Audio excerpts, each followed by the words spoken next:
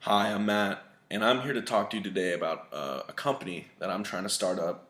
But first, I kind of want to walk you through how I thought of this company, what I went through in order to come up with this idea. So I'm 7, 8 years old, and I noticed my mom sifting through the garbage in our house, like picking out cans and bottles, and I'm kind of thinking to myself, that's weird. Why is mom, going through the garbage, picking out cans and bottles like a homeless person? And a couple years later, she goes, "Hey, we're going on errands today." And I said, "Okay, it's a summer day. Usually when my parents are off, we run a bunch of errands and call it a day, go to the movies, something." And so we go to this place in Simi Valley, California, and it's about 20 minutes away from where I live. And I'm wondering why we're so far out here. And she takes me to this recycling center, which I had never seen before. I'd never seen a recycling center in my life until that time. And it was horrible. It was terrible. There was bees everywhere. There was just wasps flying around. It smelled horrible. I mean, just like syrup from soda and beer and just any liquid you can think of was just on the ground. And we just worked for like an hour, just separating cans and bottles out of what seemed like 30 bags of just cans and bottles. And as we went on, like I got super tired. I was like, "Mom, I'm done. I can't do this anymore." And so she took over all the stuff and she came back with like this piece of paper and gave it to me. And at 8 or 9, you give me a piece of paper, I don't know what I'm looking at. And she says, "Look at what we made." And I looked at the bottom of the receipt and it said $43. And I thought to myself, what do you mean we made $43? We gave cans back to some place. I thought that's just what you do. You just give cans back. And she goes, "No, you recycle it. You you give them cans and bottles, and they give you money in return." And I thought, what a weird business to be into. Like that's so strange. And so a couple of years later, I'm in college, and I'm at the recycling center, and I'm cashing in bottles and cans because I'm broke, and I needed money. And so I'm cashing in all my parents' bottles and cans. And this thought comes to me, why am I doing this? Isn't there a product or a service I can come out here, take my cans, do it for me, and then give me back the money, but they can keep a little for their time. And that's when Earth came to me. And Earth is easy, affordable recycling through home. And it's a marketing dream, guys. It is. You sell it based on three things: the consumer. If you purchase the service, the consumer is helping the earth, they're helping themselves, and they're stimulating the economy as a whole. And I mean, it's an untapped market. There's nobody in the market of taking your cans out of your home, going to cash them, and taking a percentage out of it. The only competition that even deals with recycling is the recycling centers I was talking about. It's a state-run program, and they take your bottles when you feel like putting your bottles in there. But we're going to change the game. We're taking your bottles, and we're going to cash them for you. And the target of this service is wealthy homeowners, people that are busy working their 9 to 5s, and they have no time to stop and sit at a recycling center for an hour and a half out of their day and just recycle bottles and cans. It's not practical for them. So that's our target audience. And the prices will fluctuate on in this business. It's inevitable. Right now, the price of aluminum is 51 cents a pound. And our company will collect 20% of the product, which I believe is fair. I think it's a fair price to charge 20% for busting butt out there recycling cans. So out of every 51 cents, out of every pound, our company's taking 10 cents. So the challenge is this. How easily is this marketed? And it's super easy. The business doesn't stop. It's ever growing. Everyone's recycling. Everyone's becoming environmentally conscious. So the market isn't coming to an end anytime soon. It's not nearing its end. And there are a few disadvantages. It's a pretty small margin. It's a 20% gross margin. But the startup cost is relatively small, and relatively is talking about starting up your own franchise or another business entirely, and you can market it as a green company. I mean, if you wanted to invest in this company, you can tell the person, hey, if you invest in this company, like I said, you're not only investing in a company that promotes eco-friendly habits. It stimulates the economy by investing in this company, and there's no competition. You will get your money back. Now, if it's not going to be in the first year, it's not going to be in the first 5 years.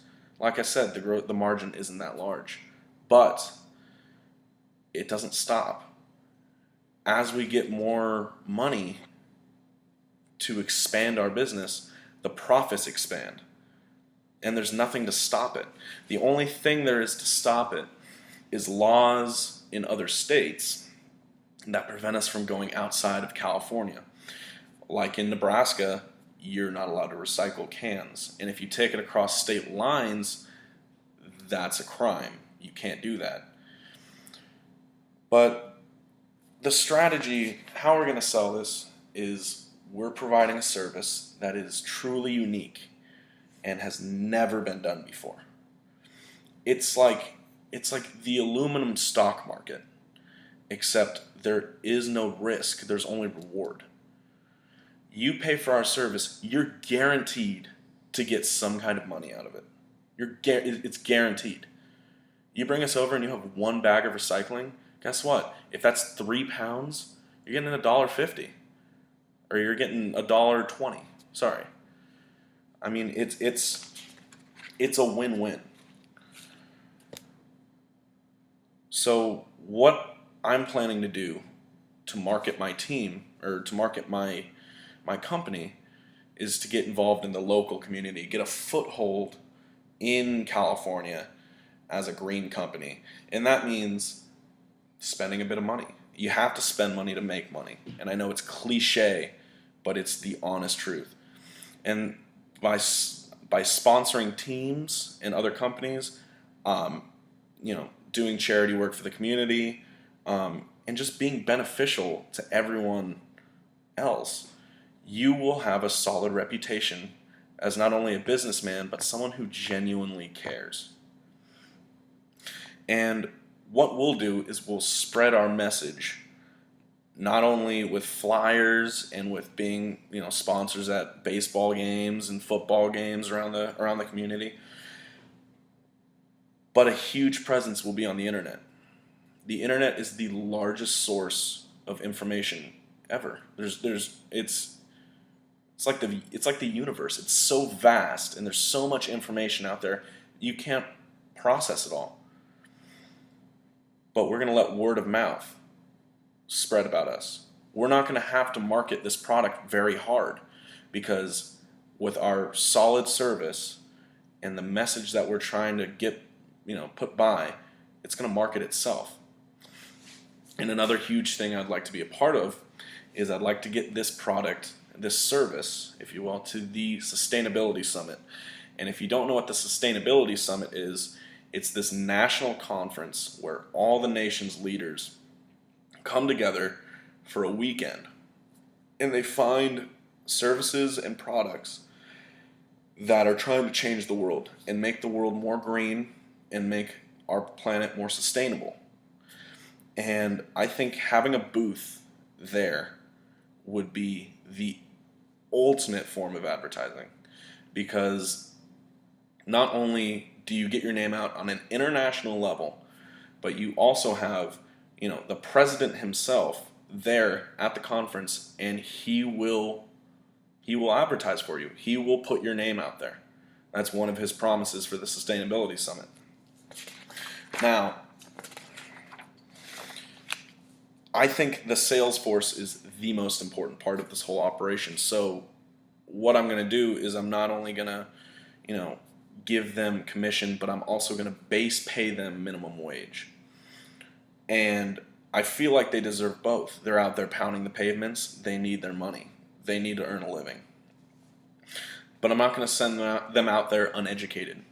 They are, like I said, the most important part, so they have to be the most educated, the hardest working, and the best salespeople that they can be. So I send them out with sales guides, maps of the area, a guide how to sell, how to respond to adversity, how to take no as an answer and turn that into a yes. I send them out with flyers, and I send them out with an attitude that is hungry. They want to work. They want this commission. They want it bad. And they want it bad enough that they're going to do whatever it takes to win the favor of the consumer. Now, the budget, like I said, it's slim. There's not a lot of margin to it. But as we expand more, the margin gets bigger. We grow as a company. The profits grow exponentially. Now, a startup cost is, like I said, relatively inexpensive. All you really need is a van, a scale, gas, and insurance. Now, a van isn't that inexpensive. It's 25 grand for a van, a nice used van, and a good paint job that can also be used to market our company and get our name out there in the community. Now, insurance is tricky. I mean, it varies on, what kind of car you buy and who's your insurer, but you're in there for about $6 grand a year. Gas is unpredictable, but again, it's probably max $4 grand a year. And then once we're up and operating, the employees will earn 5% commission. When they sell, and printing flyers would cost probably around $900. And then sponsoring teams would cost probably, that's a pretty big one, it's $2,250. Now, it sounds like a lot, and it is. It's $42,000 to get this company up and running. But once it's up and running, you can forget about getting your name out there as much. You're seated in the community. You're looked at not only as a business, but someone who's benefiting the community as a whole. So you take that part of it out, and it grows your profit by twice as much. And in conclusion, I just want to say, I believe in this business. I really do. And it would be foolish to pass up on an opportunity like this, to invest in a company that's not only concerned with making money, but concerned with making a difference in the world, but also benefiting others and stimulating the economy and just doing the right thing.